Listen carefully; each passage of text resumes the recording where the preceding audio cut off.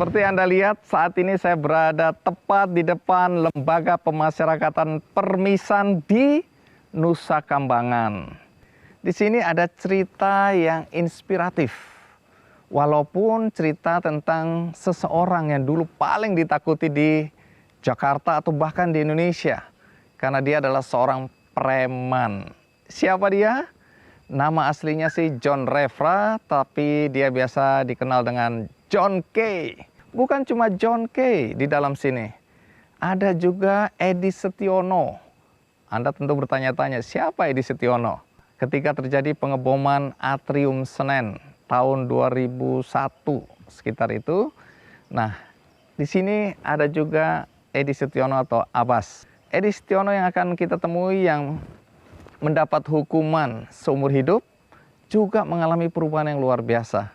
Dua orang ini yang akan saya ceritakan untuk Anda di Kick Andy. Karena itu, tetaplah di Kick Andy, saya akan masuk ke dalam dan kita akan dengarkan langsung cerita mereka. Mohon izin mau ketemu sama Pak John K sama Pak Edi Setiono.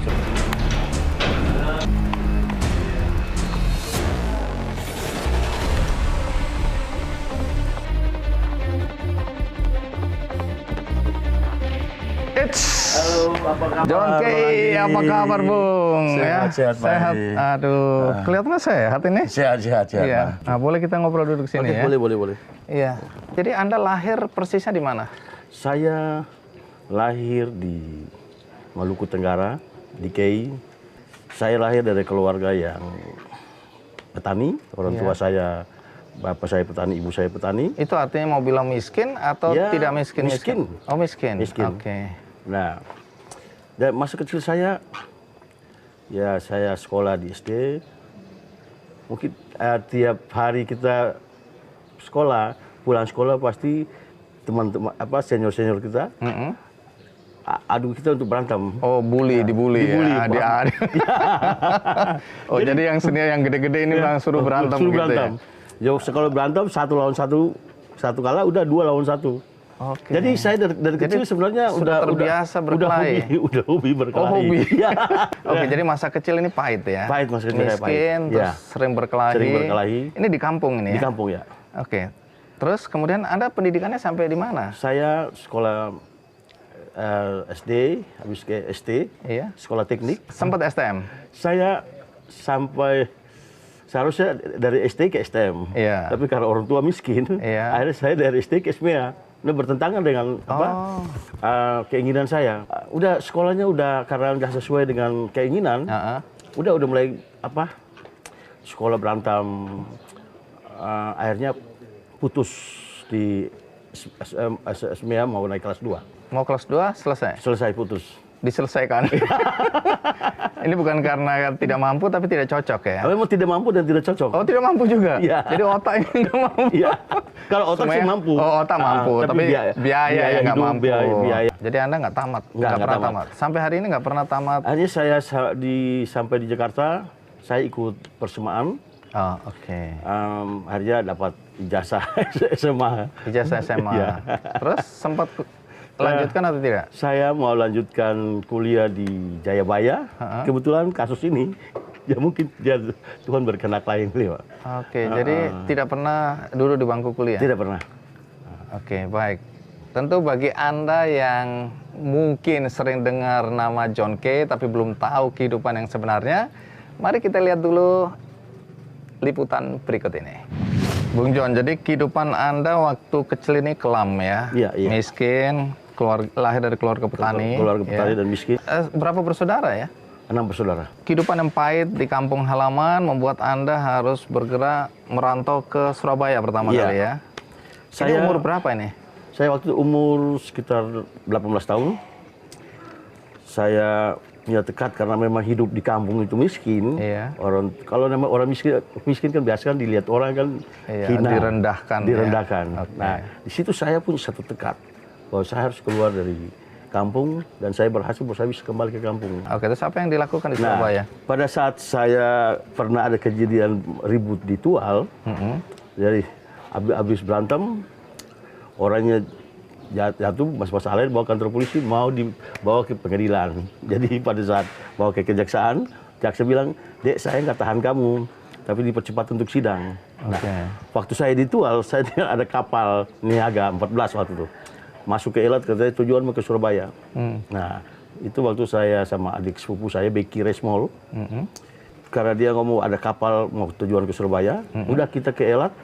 Dan langsung lompat naik ke kapal. Langsung naik ke kapal. Jadi ini melarikan diri. Melarikan diri, ya. Astaga. Ini dari kecil sudah kejahatan. Jadi, oke, lompat naik terus ke Surabaya. Naik ke Surabaya kan dulu tiketnya tuh 65.000. Iya.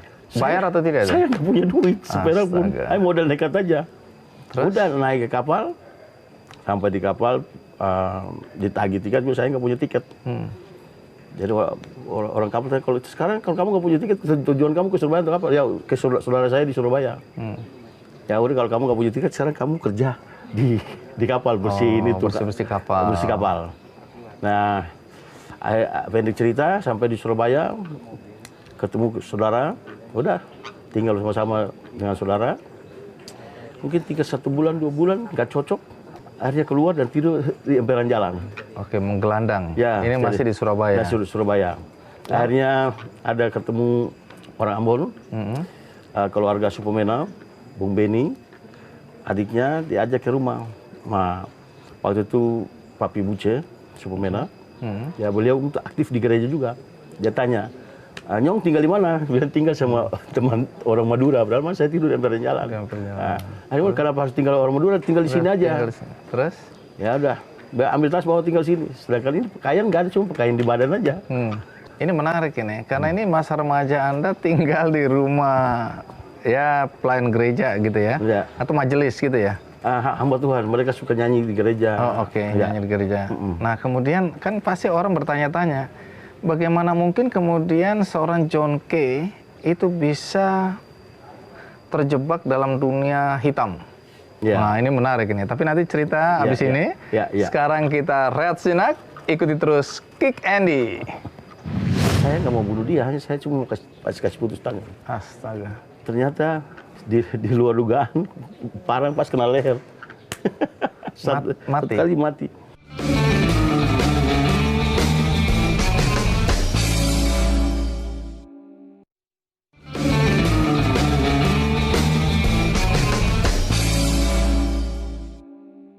Nah ini menarik karena pasti yang nonton Kick Andy hari ini bilang, loh kalau tinggal sama hamba Tuhan harusnya kan paling tidak jadi pendeta. Nah kemudian kok bisa jadi tanda kutip nih preman ya, bahkan preman yang dibilang kejam, preman yang dibilang pembunuh, preman pokoknya segala yang jelek-jelek ada di Bung John. Iya. Bengis. Ya. Memang wajah sih Bung. Oke, jadi sekian lama tinggal di situ, kemudian apa yang terjadi? Nah, saya dari tahun 86 sampai 88 saya di Surabaya, dan saya tinggal sama Papi Bucit. Tiap pagi saya bangun kerja, jam 5, pel, ya, habis itu olahraga. Sore pun begitu. Akhirnya beliau anggap saya seperti anak kandung. Dan sampai saat ini pun masih tetap kita berhubungan keluarga. Jadi saya udah anggap mereka kayak keluarga sendiri. Ya. Karena mereka yang sebenarnya menyelamatkan Anda waktu menggelandang di Surabaya. Dulu, ya. Terus? Nah, satu ketika pas saya mabuk, makan bakso, nggak bayar, udah tukang bakso sama orang mau dulu datang serang rumah. Astaga. Lalu apa yang terjadi? Akhirnya udah kita ribut. Udah ribut. Akhirnya sempat dibawa ke kantor Koramil. Akhirnya Bung Beni, almarhum juga baru meninggal tahun ini. Ya telepon ke Koramil, akhirnya saya dilepas dari Koramil. Langsung saya ambil keputusan bahwa saya harus ke Jakarta. Ngapain di Jakarta? Waktu itu apa yang terpikirkan? Nah, kebetulan waktu saya di Surabaya ada saudara saya pramugari, Tony Rahakbau ke Surabaya. Dan waktu itu sempat ketemu dan saya tanya, "Bung, di Jakarta tinggal mana?" "Di Berlan." Cuma bilang Berlan, saya nggak tanya kesetaraan berapa. Nah, itu yang di otak saya. Berlan juga daerah serem itu ya. Oke, terus? Saya udah naik kereta Jayabaya, turun di Jatinegara, naik bajai ke Berlan. Jadi tinggallah sama situ. Tinggal di Berlan sama. Yang semua orang ingin tahu ini. Lalu kapan persisnya masuk ke dunia premanisme ini? Kapan itu? Saya tahun 92, Saya waktu sempat jadi security di Jalan Jaksa, salah satu hostel. Oke. Sama kafe. Tempat bule-bule di situ Tempat ya? bule-bule. Iya, di Jakarta nih. Ya. Nah, pada saat itu ada yang bikin ribut di tempat. Dan saya pisahin, terus saya dipukul dari belakang. Ada sempat berantem, polisi datang menyelesaikan. Saya pulang rumah, masih penasaran, balik ambil golok. Datang ke tempat situ lagi? Tempat situ lagi. Terus? Niat saya tadinya, saya nggak mau bunuh dia, hanya saya cuma mau kasih putus tangan. Astaga. Ternyata di luar dugaan, parang pas kena leher. Satu kali mati. Dan karena di pikiran saya itu di tangan, kaki yang lain lari saya kejar, balik lagi, potong lagi kakinya. Potong. Ini berapa orang? Satu orang. Okay. Saya sendiri sama ada anak buah saya bawa motor. Oke, tapi yang dilawan ini satu orang juga? Mereka banyak juga, ada sekitar 5-6 orang. Oke. Nah, saya kejar mereka yang lain lari. Iya. Saya balik lagi, hantam kaki, udah. Anak buah saya ada motor, start motor, kita cabut. Cabut besok baca koran, ternyata tinggal berapa inch aja di leher. Mati ya? Mati. Itu tanggal 12 Mei. Umur berapa itu sudah bunuh orang? Saya umur 22 atau 23 tahun. 22 tahun. Ada penyesalan nggak waktu bunuh orang itu? Waktu itu saya nggak menyesal. Saya merasa saya jago kalau saya bunuh orang. Astaga. Waktu itu. Terus? Nah, itu awal mula? Awal mula. Saya buron satu minggu, tanggal 12 Mei. Tanggal 24 Mei saya menyerahkan diri ke Polda Metro Jaya. Oh, menyerahkan? Menyerahkan diri. Itu pertama kali dalam hidup masuk penjara? Iya, pertama kali dalam hidup masuk penjara tuh. Oke, terus? Nah, masuk di penjara di Selembang, ribut satu penjara, keroyok saya sama teman saya Freddy Sitania. Jadi di dalam penjara ribut terus. Nah, dari Selembang pindah ke Cibinong, ribut lagi karena mereka nggak bisa berhadapan, lagi tidur dihajar. Lagi jalan ditusuk dari belakang, di Cipinang. Nah, setelah bebas dari penjara, nah itu pas keluar tahun 95 itu mulai ada ekstasi. Jadi pertama main ke diskotik ada teman-teman bilang, ini lihat kok orang kayak orang gila semua pada goyang. Nah, ada ayah namanya ekstasi, saya bawa simpan di rumah 1 minggu, saya nggak berani. Tapi karena tiap malam ke disko terus, udah coba. Jadi awal kena narkoba juga di situ. Ya. Nah, kemudian mulai bentuk Angkatan Muda AMK. Itu kenapa bentuk itu? Itu Angkatan Muda KI itu karena dulu waktu kerusuhan di KI, akhirnya ada beberapa teman-teman kita kumpul, anak-anak KI, untuk mencetuskan bagaimana supaya kita jangan saling curiga, kita bikin satu organisasi supaya kita bisa menyatukan semua rumpun. Nah, muncullah kita bikin organisasi itu dan saya ditunjuk sebagai ketua umum. Dan anggotanya makin lama makin besar, ribuan saya dengar itu ya. Dari sebelum AMK ini muncul, saya kalau tiap malam ke disko tuh pasti ribut. Berantem, ribut di sini, pindah lagi ke sana, ribut di sana. Jadi mungkin hampir tiap malam kalau keluar mesti ribut aja. Kecanduan. Iya, kalau orang lain kan kecanduan. Jadi mulai dari situ nama Bung John ini mulai terkenal ini ya. Iya. Ini ada John K. John K, ya. Padahal nama asli John Refra. John Refra, ya betul. Tapi dikasih nama John K karena asli dari K. Orang tua pernah nggak kasih komentar atau pernah nggak? Atau tahu orang tua bahwa Anda di Jakarta ini preman? Waktu pertama saya keluar dari kampung, itu orang tua saya pesan kalau kamu merantau, yang penting kamu jangan ngerampok, jangan mencuri. Kalau berantem itu laki-laki biasa. Nah, tapi ini semua udah dilanggar ini. Jadi, bagaimana orang tua melihat anaknya begitu? Ya, waktu papa sama mama masih hidup, udah kamu hidup baik-baik aja, nggak usah berantem-berantem lagi. Kan kesian anak-anakmu. Iya.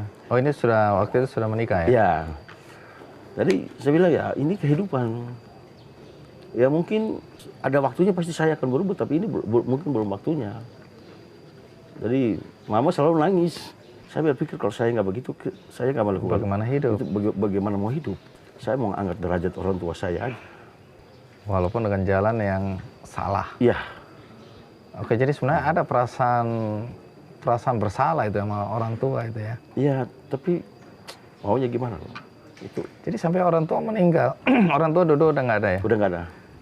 Sampai orang tua meninggal pernah nggak ada menjelaskan kepada orang tua kenapa kehidupanku seperti ini?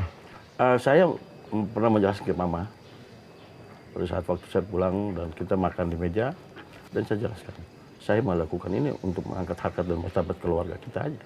Karena jadi orang miskin Jadi orang itu miskin. dihina-hina. Saya nggak mau jadi orang miskin. Cukup saya miskin, tapi jangan anak saya miskin lagi. Komentar mama waktu itu? Mama nangis. Apapun juga ya, namanya seorang ibu ya. Ya. Oke, tapi dia bisa memahami. Ya. Walaupun sedih, tapi ya. Ya, mama cuma nangis. Ya biar udah. Kalau memang kamu lakukan itu, ya Tuhan juga tahu. Saya pikir Tuhan melihat hati manusia. Tuhan bukan melihat muka. Kalau ya saya memang dianggap sampah masyarakat dan termasuk paling bengis. Tetapi mungkin saya punya hati juga, ada hati yang penuh kasih juga. Jadi saya kalau sering membantu juga keluarga, saudara-saudara. Nah ini menarik ya. Saya dengar dua cerita yang berbeda bagi orang-orang yang hidup di dunia malam ya. Nah saya nggak tahu bagaimana kehidupan kontradiksi nih antara kebaikan dan ekstrim ini ya. Kebaikan yang ekstrim, kejahatan yang ekstrim.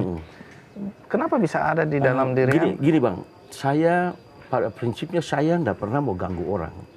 Prinsipnya tidak mau ganggu Tidak orang. mau ganggu orang. Oke, terus? Siapapun dia, saya selalu baik dan selalu bersahabat. Tapi kalau saya udah baik sama dia dan dia mau jahat sama saya akan tunjukkan bahwa saya lebih jahat dari kamu. Nah itu prinsipnya tuh. Saya nggak mau ganggu orang. Siapapun saya nggak mau ganggu. Tapi dalam dunia hitam kan Anda misalnya diminta untuk kuasai tanah, diminta untuk bunuh orang, ganggu orang, tagih utang ke orang, itu kan ganggu orang. Saya kalau untuk tanah saya nggak hobi. Tanah cuma satu kali aja yang saya garap karena saya faktor karena lihat yang ahli waris ini saya kasihanin karena dia punya tanah segitu banyak tapi diambil sama orang. Nah itu waktu di Jakarta Selatan. Jakarta Barat. Ini hati Anda yang terpanggil ya? Iya, terpanggil aja. Bukan untuk cari keuntungan, bukan untuk cari uang. Bukan. Oh, oke. Nah, di situ, jadi punya hati juga ini preman. Iya. Nah, jadi saya membantu orang itu akhirnya sampai masalahnya selesai. Hak dia, hak saya. Jadi Anda sebenarnya tanda kutip preman yang lebih banyak ngurusin penagihan utang. Iya, penagihan utang. Debt collector ya, gitu ya. Betul.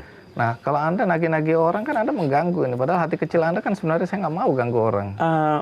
Dia harus wajib untuk menyelesaikan tanggung jawabnya. Jadi kalau datang tanpa ada masalah, berarti kita ganggu. Tapi karena dia ada masalah sama kita, berarti dia harus selesaikan. Oke, menarik. Kalau ada yang tanya, John Kay ini sebenarnya dalam kehidupan dia, kalau dia mau jujur, udah bunuh berapa orang sih? Jangan dijawab dulu. Kita rehat sejenak, ikuti terus Kick Andy. John Kay itu udah bunuh berapa orang sih? Dia pernah hitung nggak jumlah orang yang dia bunuh?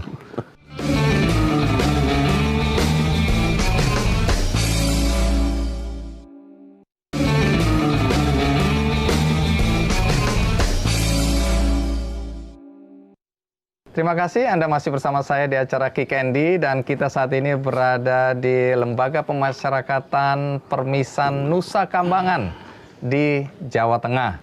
Dan di hadapan saya masih ada John Kay, preman yang selama ini paling ditakuti, dianggap bengis, preman yang dianggap banyak membunuh orang, tidak ada belas kasih, tapi tadi Anda dengarkan juga ada kontradiksi antara ekstrim kejahatan dan ekstrim kebaikan.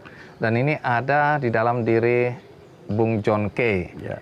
Nah, kalau ada yang tanya misalnya, John Kay itu udah bunuh berapa orang sih? Dia pernah hitung nggak jumlah orang yang dia bunuh? Bunuh ini pasti peristiwanya macam-macam, bela diri, bisa juga memang terpaksa, bisa juga dengan sengaja. Kalau ada pertanyaan seperti itu, Anda bisa jawab nggak? Saya bisa jawab dan bisa tidak juga. Oke. Ya, kalau bisa jawab mungkin ya lebih dari satu iya. Lebih dari satu? Iya. Oke. Bisa 100, bisa 200.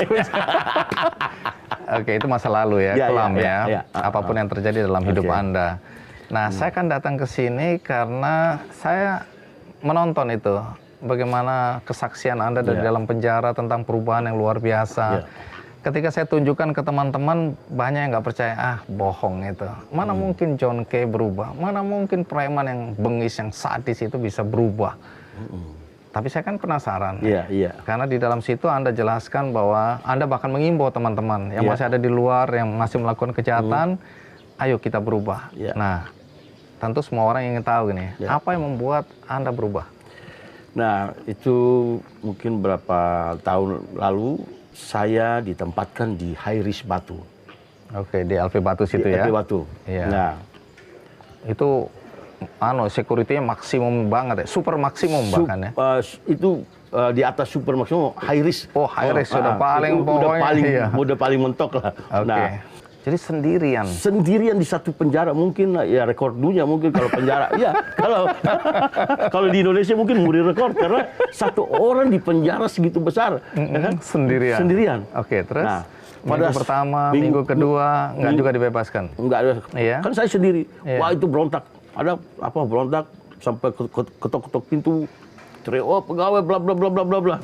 Nah, Nggak ada yang tolong, nggak ada yang peduli. nggak ada yang peduli sama sekali. Udah ketok pintu, bla bla bla, ketok. Itu ada suara bisikan. Kamu ketok sampai tuli juga, mereka nggak anggap. Nah, kebetulan waktu itu Pak Yohanes itu kasih benadik sini, bawa Alkitab, dan saya ambil Alkitab. Saya berdoa dan baca. Pertama saya belum mengerti. Apa ini baca ini Alkitab? Nah, habis itu teriak-teriak lagi, teriak. Wah, nggak ada pun. Nah, sekali ketok-ketok sampai ada mungkin sekitar 1 jam ketok pintu tuh pakai itu, tangan keluar dari ketok pakai slotnya, tok. Itu baru ada suara bilang, kamu ketok sampai capek pun mereka nggak peduli. Mendingan kamu berdoa ambil Alkitab baca. Oke, jadi ada suara bisikan Ya. seperti itu.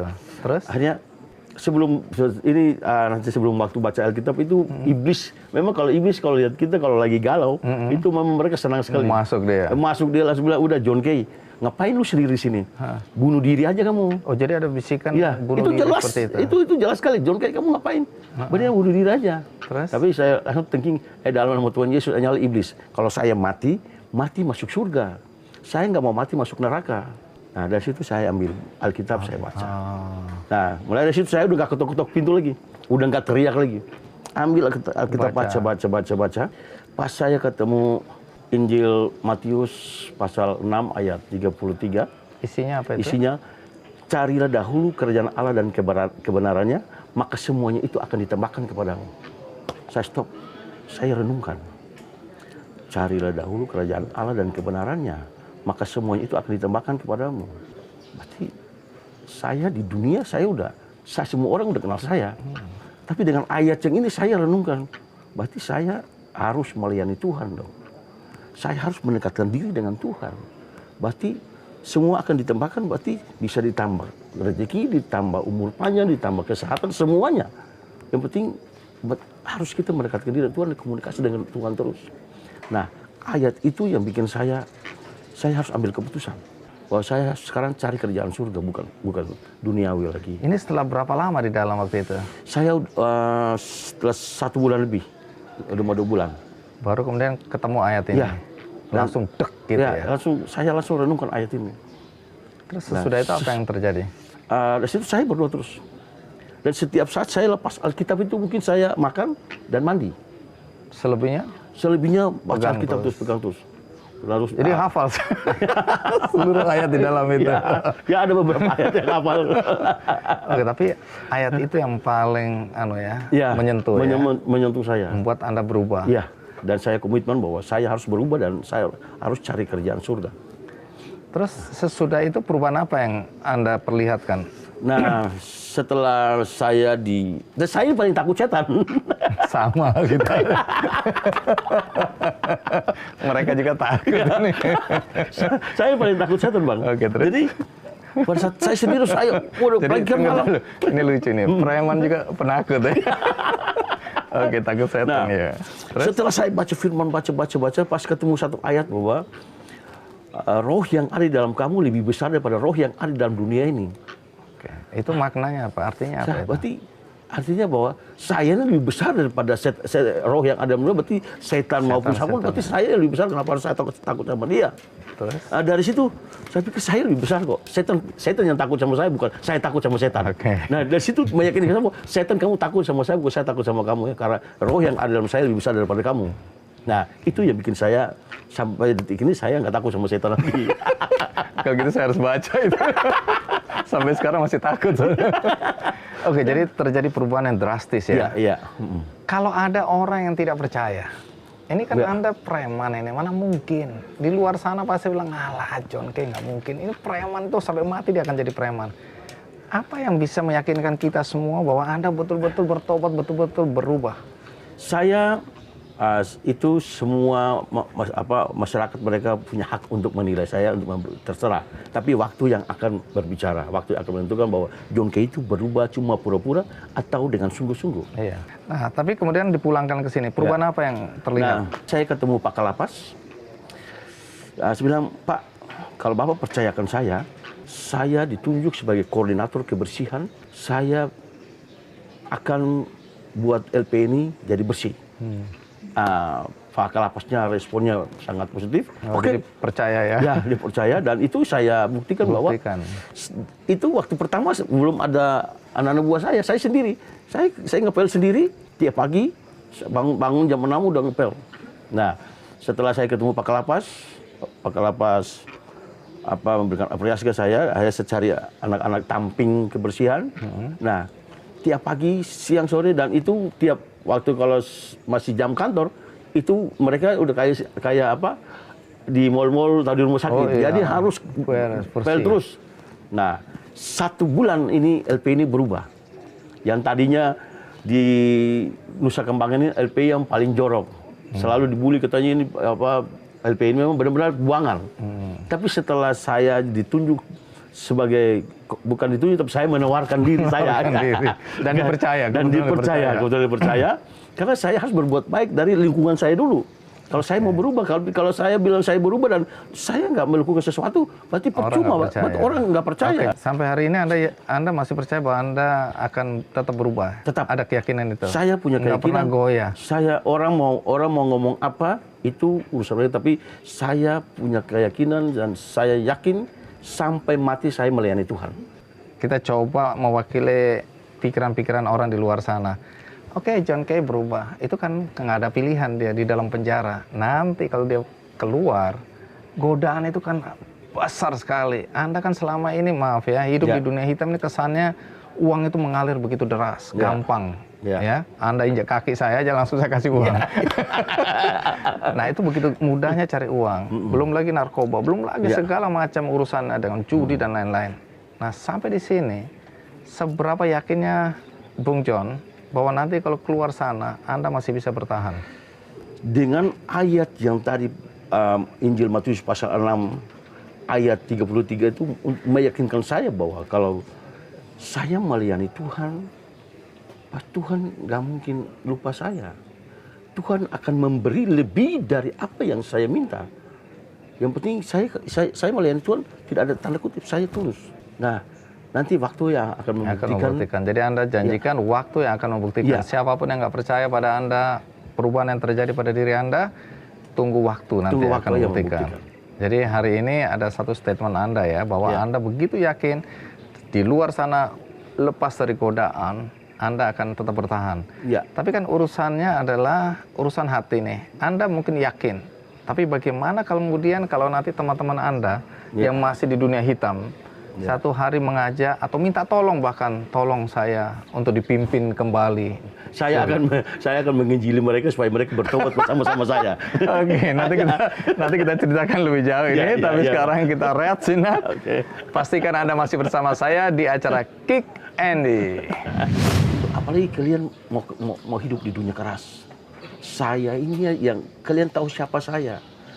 Tetapi Tuhan menjamah saya. Marilah kita lakukan berbuat yang baik untuk orang. Jangan kita selalu menakuti orang terus. Apa kalian gak punya hati?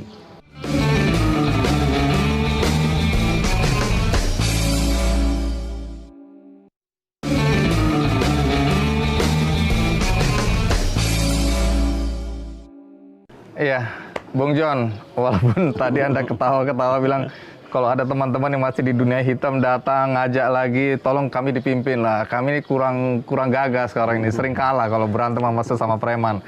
Nah, ini kan godaan, mungkin bukan pemaksaan, tapi mereka berharap Anda memimpin mereka lagi. Terus Anda memang guyon bilang, oh nanti saya akan khotbah di situ, saya ajak mereka kembali ke jalan Tuhan. Ini kelihatannya bercanda, tapi bagaimana Anda meyakinkan teman-teman nanti? Sementara mereka udah hidup enak, tanda kutip dapat uang banyak. Ya, pada prinsipnya hidup ini kan pilihan. Jadi kalau saya udah ambil pilihan bahwa saya harus mencari kerjaan surga, siapapun nggak bisa mempengaruhi saya lagi, karena tadinya saya di duniawi saya udah bosan dan sampai pada puncak udah sebenarnya. pada puncak. Ya? Udah puncak. Kejahatan apa yang belum pernah Anda lakukan kira-kira? udah mentok. Jadi semua orang udah tahu. Dan sekarang saya kalau udah dengan keyakinan saya bahwa saya harus melayani Tuhan, saya harus mencari kerjaan surga, siapapun nggak bisa mempengaruhi saya lagi. Dan mungkin teman-teman ini tinggal saya akan ngomong bahwa oke, untuk apalagi kalian mau hidup di dunia keras. Saya ini yang kalian tahu siapa saya, tetapi Tuhan menjamah saya. Marilah kita lakukan berbuat yang baik untuk orang. Jangan kita selalu menakuti orang terus. Apa kalian nggak punya hati? Saya yakin bahwa kalau mereka dan saya akan berdiskusi dengan mereka tentang firman, yakin bahwa mereka akan hatinya akan berubah. Mungkin kalau mereka punya hati pasti mereka akan berubah. Dan nah, ini setelah mereka lihat, ini kan video Anda udah menyebar kemana-mana nih. Ya. Pasti teman-teman sudah tahu juga perubahan yang terjadi. Ya. Reaksi atau komentar mereka apa ya? Ya, banyak yang sangat mendukung. Tapi ada juga yang menentang. Ada juga yang bilang, loh kebung sekarang udah bertobat. Gimana kita ini? Nah, kita gimana sebenarnya? Ini hidup ini kan pilihan. Oke, hidup adalah pilihan. Oke, mau pilih yang jalan ini atau jalan kebaikan. Oke, jadi teman-teman tahu ya, komentarnya macam-macam. Iya, banyak yang kontroversi, banyak. Nah, ini kalau mau dilihat ke belakang sedikit ini ya. Dunia hitam ini membuat Anda juga kehilangan orang-orang terkasih dalam hidup Anda. Kakak ya, kakak. Waktu itu kakak juga dalam konflik mati dibunuh ya. Kemudian adik, kebetulan peristiwanya ada di Metro TV waktu itu ya. Bagaimana dia ditembak lagi main catur ya di daerah Bekasi kalau nggak salah. Di dekat rumah juga. Dekat rumah ya, termasuk yang pemilik warung juga kena tembak.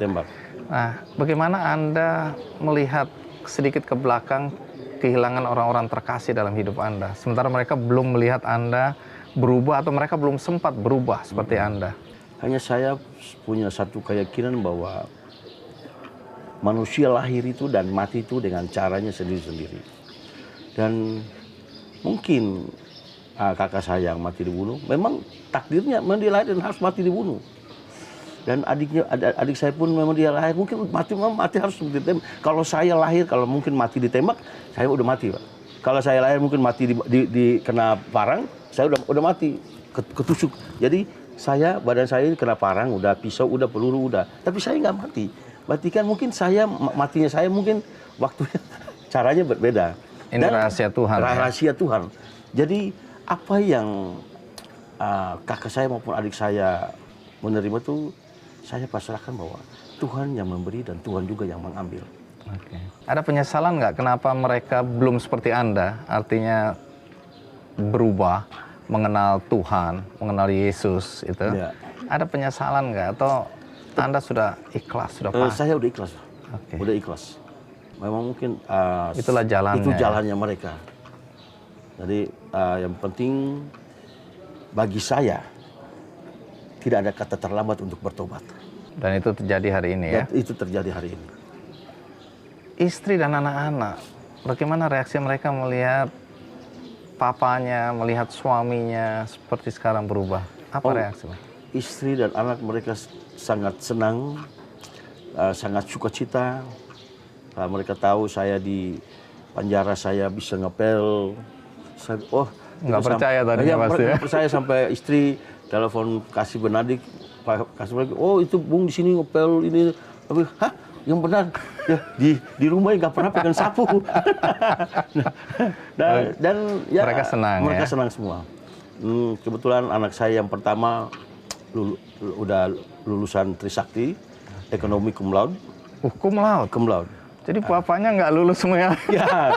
Dan prinsipnya papa boleh sekolah putus, tapi anak harus pendidikan harus sampai selesai. Ini anak laki perempuan? Anak perempuan. Terus ada anak 5 ya? Iya 5. Yang laki-laki nomor 1 di Jayabaya, ambil hukum juga. Oke. Perempuan yang nomor 3 ambil collection internasional. Wow. Laki-laki nomor 4 ambil hukum di Trisakti. yang 5 masih SMP. Oke, jadi ini Bapak boleh preman, boleh nggak selulus semua ya, tapi anak-anak pendidikan Anda perhatikan betul itu ya? Saya selalu ngomong ke anak-anak bahwa sekarang tugas Papa cari duit. Tugas kalian apa? Belajar dan belajar dan belajar, itu aja. Jangan seperti Papa Jangan nanti. seperti Papa. Ya, cukup batas Papa aja. Karena Papa begini karena keadaan. Tapi Papa mau anak-anak Papa itu harus sekolah, sekolah, dan sekolah, dan sekolah. Karena orang-orang cerdas akan merubah dunia ini, tapi kalau bodoh seperti Papa nggak bisa. Coba ulang kalimat bagus itu tadi. Karena orang-orang cerdas yang bisa merubah dunia ini. Tapi kalau bodoh seperti Papa nggak bisa. Jadi ya puji Tuhan, anak-anak saya pun otaknya juga cerdas-cerdas. Tapi bagaimana, mereka nggak malu atau nggak merasa nggak nyaman punya papa preman dalam hidup mereka gini? Kok bisa mereka sukses ya? Kan biasanya kalau keluarga preman gini kan anak-anak rusak semua. Saya segala-galanya untuk anak. Walaupun saya di luar bengis, tapi kasih sayang saya terhadap anak-anak itu lebih dari segala-galanya. Menarik ini, hidup dalam kontradiksi ya. Satu sisi ada dunia gelap, Anda harus kejam di sini. Di satu sisi ada keluarga kecil di mana Anda menunjukkan kasih sayang di dalam rumah ya. Jadi mungkin anak-anak saya selama mereka dari kecil sampai saya belum pernah mau pukul atau bentak. Kalau saya berpanggil anak saya baru panggil aja mereka udah tahu, langsung mereka nangis. Jadi, kenapa harus nangis? Nah, Papa cuma panggil ke saya. Jadi waktu pas kasus yang terakhir ini, itu anak-anak saya di sekolah, waktu mereka masih sekolah, mereka tahu bahwa ini anaknya John Kay. Akhirnya udah pada teman-teman mereka, orang tuanya datang, mau kenal sama anaknya John Kay. Anak John Kay kayak apa? Ternyata di sekolah mereka sangat baik, sangat santun. Teman-teman mereka pun sangat santun. Nggak ada yang mentang-mentang bapaknya preman, semua sosok di sekolah juga jadi preman, enggak ya?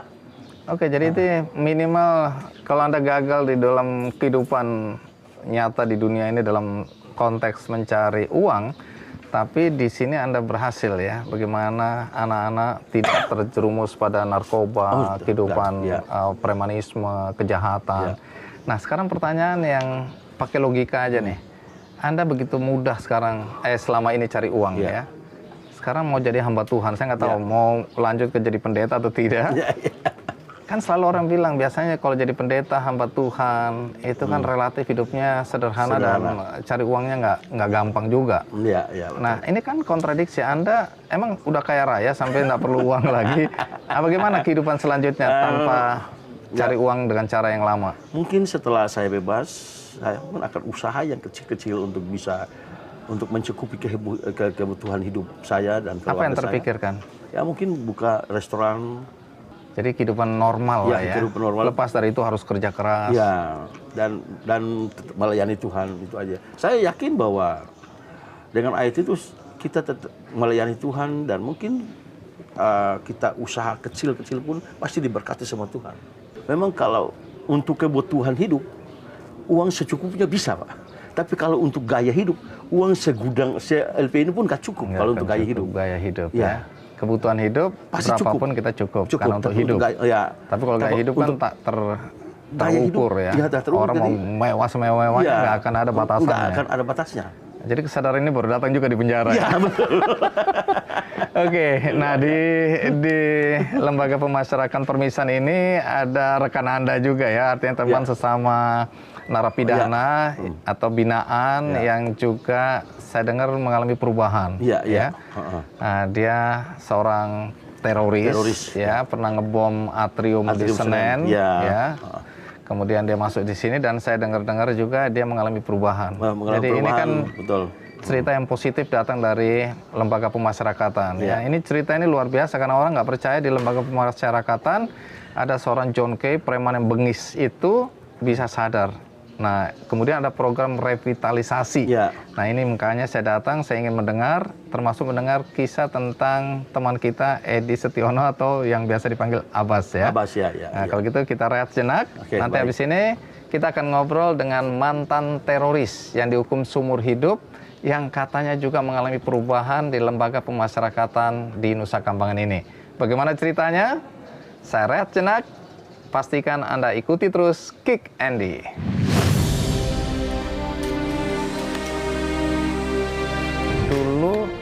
Anda punya pemahaman tentang negara ini seperti apa sehingga Anda kemudian dianggap sebagai teroris?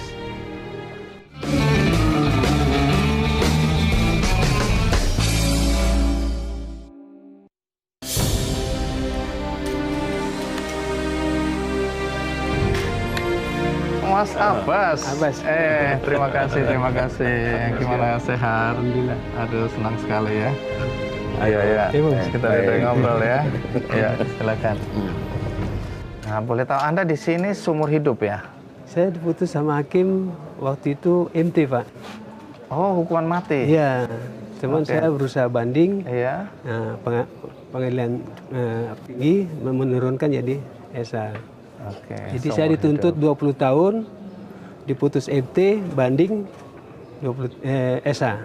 Sampai sekarang kasasi pun tetap ESA. Oke, jadi seumur hidup di sini ya? Seumur hidup. Jadi udah berapa lama di sini? Saya di Salemba hampir 2 tahun. Salemba 2 Terus tahun? di Cipinang 5 tahun kurang 3 bulan. 2008 tanggal 28 bulan Mei saya pindah ke LP Batu. Sampai 2017. Baru 2008 sampai 2017. Jadi total berapa lama Anda di dalam lembaga pemasyarakatan ini? Sekarang hampir 18, Pak. 18. Keinginan untuk satu hari bebas itu masih ada atau? Jelas masih. Pasti lah. masih ya. Upaya hukum apa yang sudah pernah dilakukan? Saya sekarang sedang ngurus perubahan hukuman melalui lapas. Oke. Melalui lapas. Apa perubahan yang Anda harapkan itu? Ya bisa berubah jadi hukuman sementara 20 tahun. Oke. Tapi kalau boleh dibilang dulu Anda punya pemahaman tentang negara ini seperti apa sehingga Anda kemudian dianggap sebagai teroris? Ini sebenarnya salah dalam hal seperti itu. Saya tetap warga negara Indonesia yang baik. Oke. Saya mengakui Indonesia negara yang tetap bersatu dari dulu. Karena kasus saya kan kasus konflik dari Ambon. Maaf ya Bung ya. Karena saya juga sama Bung John ini nggak pernah ada masalah dari mulai Batu sampai ke sini. Jadi kasus saya kasus konflik aja. Ambon. Oke, jadi bukan urusan mau merubah pemerintah ini. Oke. Jelas saya punya akte kelahiran, KTP punya, paspor ada. Dan Anda gitu. masih mengakui itu ya? Iya. Dan saya nggak pernah mengatakan tidak NKRI dari dulu. Dan saya nggak pernah di Pasir Putih atau di Batu yang orang bermasalah seperti itu. Gitu. Jadi kasus saya jelas kasus dari konflik Ambon. Cuma kesalahan saya akui satu kesalahan, saya bawa ke Jakarta gitu. Nah itu saya kena undang-undang hukum situ. Tapi sebelum itu, mari kita lihat dulu tayangan berikut ini. Nah, kalau dilihat tadi apa yang Anda lakukan di masa lalu, ya, kemudian Anda 18 tahun di lembaga pemasyarakatan, pindah-pindah dan akhirnya ada di sini. Nah, yang saya dengar juga adalah terjadi perubahan dalam hidup Anda ya. Boleh tahu awal mula perubahan itu terjadi dan apa yang berubah dalam hidup Anda? Waktu saya di LP Batu, saya sering didatangi sama yayasan-yayasan atau dari BNPT, dari mana-mana sering datang. Mereka menceritakan keadaan konflik yang sebenarnya di Ambon, gitu. Ternyata itu ada rekayasa, gitu. Dan memang pada waktu saya di Cipinang pun saya kumpul sama Berti dan teman-teman yang lain dan tidak ada masalah. Nah, iya, karena memang bukan daerah konflik waktu itu di Cipinang gitu. Jadi memang sudah dari Cipinang pun saya sudah aktif di masjid membina anak-anak gitu. Karena memang dari hati nurani saya ingin tidak mengulangi persoalan-persoalan yang di Ambon itu karena sekarang posisi saya sudah bukan daerah konflik gitu. Jadi saya punya aktivitas yang positif mulai dari Cipinang sebenarnya, bukan setelah di sini. Di Cipinang saya membina anak-anak supaya anak itu memberikan satu perubahan dalam kehidupan mereka. Apa saja yang Anda lakukan untuk memperbaiki hidup dan mungkin kesalahan masa lalu? Ya artinya kita tidak membuat masalah lah di LP. Mengajak teman-teman, memotivasi teman-teman supaya tidak mengulangi satu kesalahan yang sama. Saya bilang. Banyak teman-teman sering bertanya curhat sama saya seperti itu. Saya bilang jangan sekali-kali kalian mengulangi satu kesalahan yang sama. Seperti kita berjalan di dalam satu jalan yang berlubang, lantas kita akan masuk lagi jalan itu lagi terus masuk lubang lagi, itu berarti kita orang bodoh. Saya bilang gitu. Itu yang sering saya motivasi sama teman-teman. Biasa Anda sampaikan di situasi seperti apa ini? Saya kadang-kadang suka jalan sambil teman-teman suka bertanya sambil ngobrol-ngobrol gini. Tidak di forum, tidak ada di forum di sini. Memang kita tidak pernah mengadakan forum kecuali orang yang belajar Iqra gitu.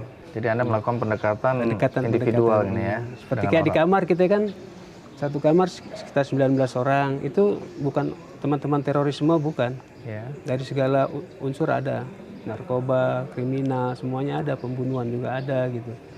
Jadi mereka sering, kita dianggap ustadz gitu kan. Padahal bukan gitu. Cuman kita ngerti sedikit gitu. Iya, Kita sampaikan apa yang kita pahami itu gitu. Jadi pelajaran apa yang paling berharga yang Anda dapatkan ketika hidup dari penjara satu ke penjara yang lain? Saya bangga Pak berteman dengan orang-orang seperti ini Pak. Kenapa? Saya senang. Karena mereka ternyata hatinya baik semua pada dasarnya. Hatinya baik semua. Baik. Tapi kenapa bisa berada di sini? Jadi teman-teman itu karena lingkungan yang membentuk mereka. Padahal dasarnya seperti contoh teman yang kerja-kerja di sini. Iya. Itu Masya Allah semuanya baik semua itu. Saya tahu dari hati ke hati mereka. Cuma persoalannya kan image di luar itu tentang penjara itu selalu jelek. Iya. Terus berita ini nggak adil.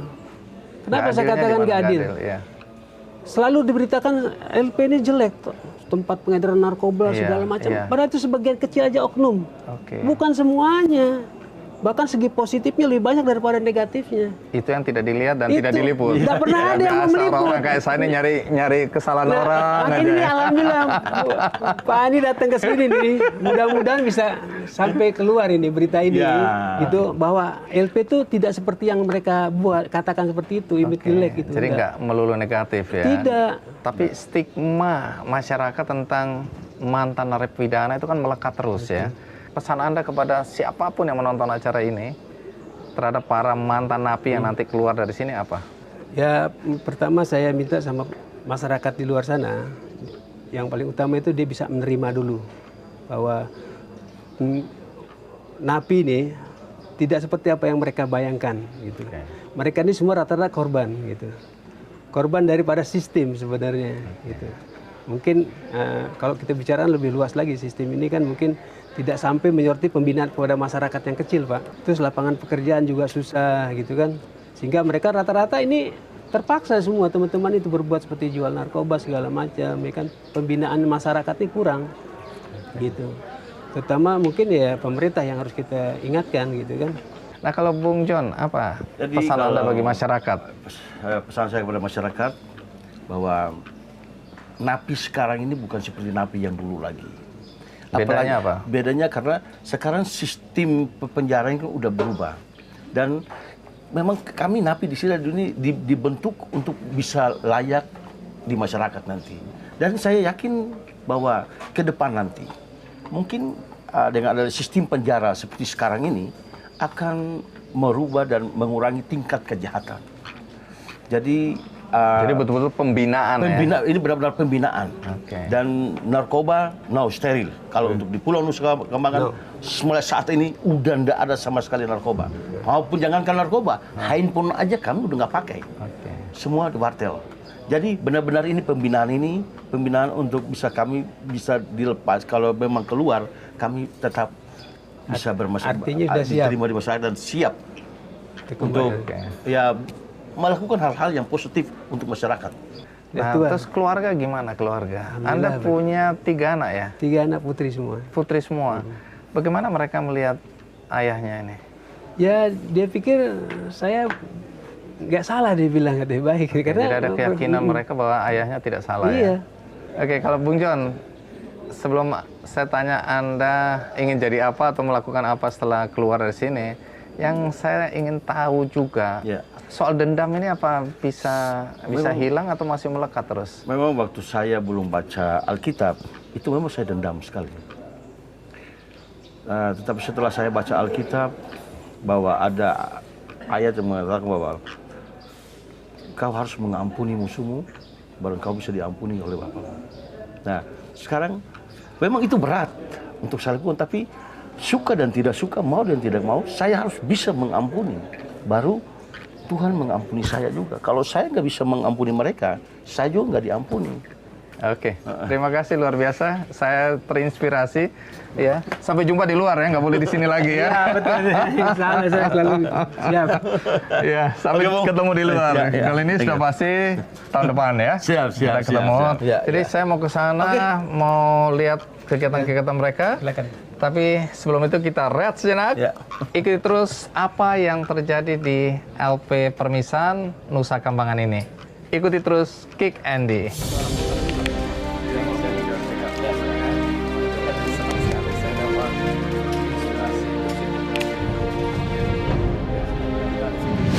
Setelah menunjukkan indikator perilaku sudah semakin baik, tertib menjalankan ibadah, bisa berkomunikasi dengan lingkungan, bisa menyampaikan harapan, kemudian bisa menyampaikan ide-ide baik, dipindahkan ke medium security.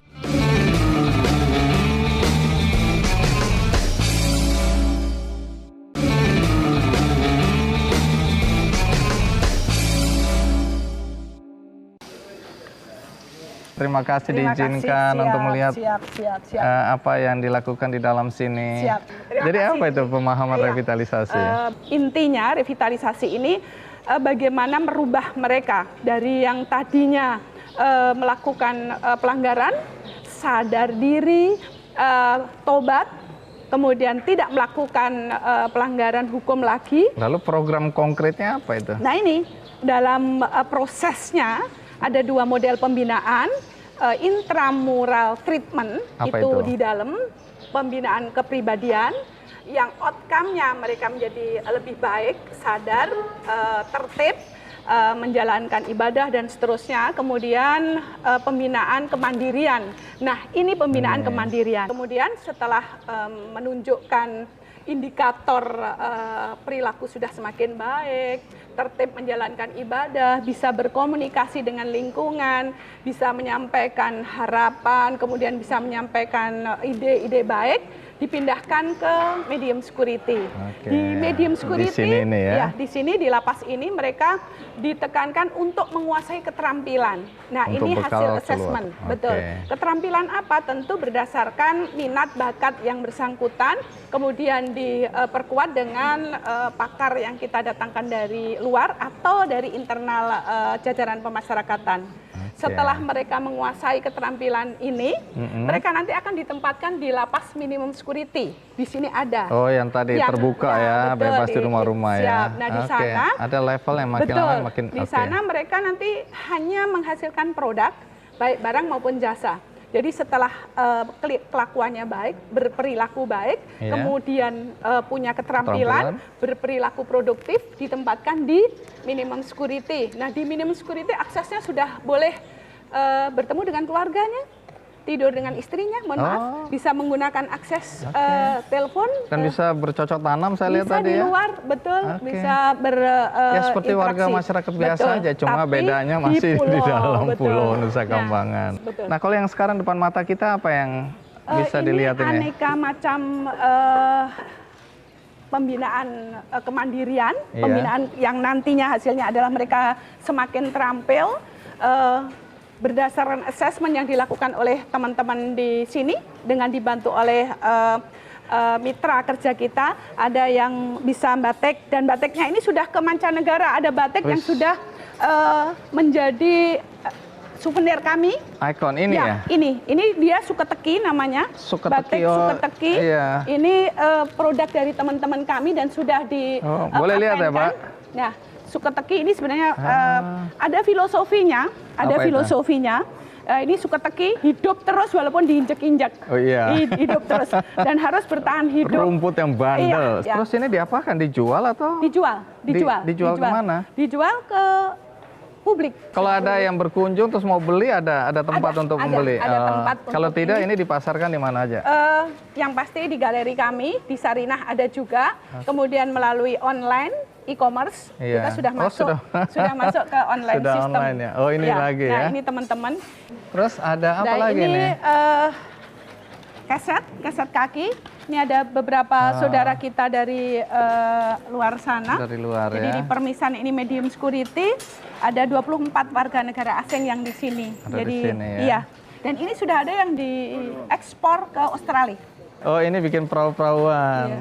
Jadi keranjang, perahu, semua dari apa? Materi rotan. Materi rotan, Terus kebetulan ini rotan di sini ada plastik juga ini ya. dari plastik. Stripe itu yang biasa untuk Siap, betul. untuk bungkus kotak-kotak box Iya, gitu. iya, Itu betul. bisa dimanfaatkan Nah, untuk ini untuk, ya. Ya, belanja untuk tempat telur, untuk tempat apa Iya. yang bahkan mungkin- vas bunga ini bisa Siap, taruh iya, bunga juga. siap. Udah berapa lama ini? Untuk Dilakukan pelaksanaan revitalisasi ini memang dimulai dari Agustus kemarin, tapi sebelumnya sudah ada. Ini di semua LP ya? Sekarang pilot project. Ini jadi pilot project. Oh, ya, di oke. beberapa tempat sudah, tapi campur aduk masih Baik, Bang. baik. Jadi Di sini lebih fokus ada medium ya. security. Pokoknya medium security semua harus bekerja. Wah, ini Ya. bikin oh keranjang. Keranjang apa? Iya, akhirnya nanti jadinya begini nih ya. Ini limbah. Nah, Oh, jadi kalau udah dipotong-potong jadinya kecil. Oh, iya iya. Supaya bisa terpakai, nggak ada ya, yang terbuang. nggak ada yang terbuang Bang Andi. Wih. Nih, keren-keren nih. Ya, ini bisa untuk tempat. Ya tadi kalau untuk pot bunga keren Iya, juga ini Bang ini Andi. kasih bunga, Iya, betul. ini Baru tempat- untuk souvenir. Iya, bahkan mungkin nilainya lebih tinggi. Tempat kosmetik juga Iya, bisa. Ya. bisa juga. Ya. Ah, Dari ini piring ini alam. lumayan ini Iya, buat untuk tempat buah. atau kita buat kalau Nas- yang lebih ringan bisa buat makan yang nggak Iya, usah dicuci iya. piring. Dengan daun, dilapisin Iya, daun, betul. daun. Nah, ini juga Wah, bisa untuk tempat ini. bunga, Bunga. untuk ya, untuk vas Tuh. bunga, betul. Dari Pinter-pinter juga sepeda-sepedaan. kreasinya ya. Ya, Bu Utami, apa yang Anda harapkan dari masyarakat untuk melihat teman-teman yang sudah mendapat keterampilan, mendapat pembekalan ya? Tentu penerimaan yang tulus, karena mereka adalah bagian dari kita. Melakukan kesalahan kemarin juga mungkin akibat dari kita yang tidak memberikan kesempatan, atau belum memberikan pemahaman yang benar kepada saudara-saudara saya yang ada di lapas rutan. Jumlahnya sekarang 260.000 Bang Andi. Tersebar di 522 lapas dan rutan di 33 provinsi. Sementara kapasitasnya hanya 126.000. Jadi lapas dan rutan bukan tempat terbaik bagi kita. Tapi setelah mereka melalui lapas rutan, menjalani kehidupannya selama beberapa waktu, kami sangat amat berharap kepada saudara-saudara kami yang di luar sana menerima dengan ketulusan. Tidak boleh mereka didiskriminasi, beri kesempatan juga untuk berkontribusi. Jadi mudah-mudahan ini memberikan citra yang berbeda dengan Amin. pemahaman Amin. orang luar tentang lembaga pemasyarakatan. Terima kasih Bang Baik, Andi terima tentunya. kasih. Iya. Kenang-kenangan dari teman-teman di sini. Wah, ini Mohon siapa maaf. yang Ini. ngelukis saya ini? Punya Kick Andy ini. Itu tadi cerita inspiratif dari LP Permisan di Nusa Kambangan. Kita bertemu dengan beberapa tokoh yang katanya jahat, katanya bengis, dan ada juga yang melakukan terorisme, tanda kutip. Tapi kita tadi dengar cerita mereka tentang bagaimana mereka berubah di dalam sini, bagaimana kegiatan juga kita tadi bisa lihat, apa yang terjadi di dalam lembaga pemasyarakatan. Mudah-mudahan dengan demikian stigma negatif itu bisa berkurang, syukur-syukur hapus sama sekali, sehingga kita bisa melihat para mantan napi lebih pada sisi kemanusiaan mereka, bukan pada kesalahan yang mereka sudah pernah lakukan. Semoga cerita kali ini menginspirasi kita semua untuk berbuat baik dalam hidup kita. Tapi sebelum itu, saya ingin berbagi buku juga, judulnya Makin Sedikit Makin Bahagia, 101 kisah tentang mengubah hidup dengan melepaskan apa yang dimiliki. Tidak mudah, tapi mudah-mudahan buku ini menginspirasi kita juga. Dan buku ini bisa Anda dapatkan melalui kuis di Twitter Kick Andy dan juga di website Kick Andy Show. Dan bagi Anda yang tadi terlambat menyaksikan acara ini, Anda bisa menyaksikannya di metrotvnews.com. Akhir kata, semoga kita selalu berbuat baik dalam hidup kita. Sampai jumpa.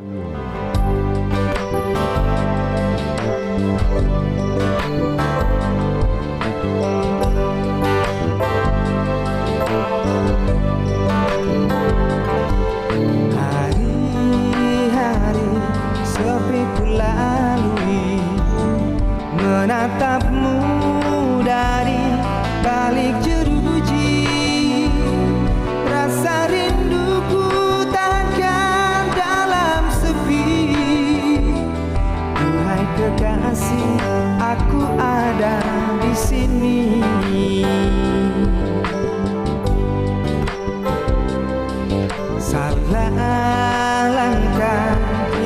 ku sadari, sesal kemudian pun tiada arti. Mohon maaf atas sikapku selama ini, segala salah pastikan ku perbaiki. Metro TV, knowledge to elevate.